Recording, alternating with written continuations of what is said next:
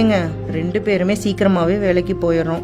அதனால் பையனுக்கு காலையிலேயே சமைச்சு வைக்க வேண்டியதாக இருக்குது. அவன் சாப்பிடும்போது தண்ணி விட்டுருது. அவனுக்கு ஒரு நல்ல சாப்பாடு கூட செஞ்சு தர முடியல.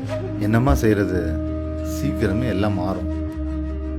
மா, நீங்கள் ஏம்மா இதுக்கெல்லாம் கஷ்டப்படுறீங்க? நாளையிலேருந்து எங்கள் ஸ்கூல்லையே காலையில் சாப்பாடு போடுறாங்க தெரியுமா?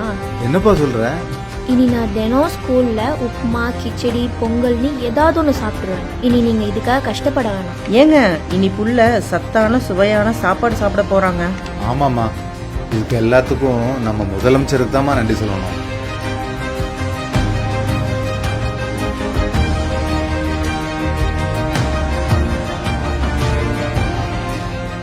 மாணவர்கள் பசியோடு கல்வி கற்க கூடாது என மாணவர்களின் பசி போக்கும் முதலமைச்சரின் காலை உணவு திட்டம்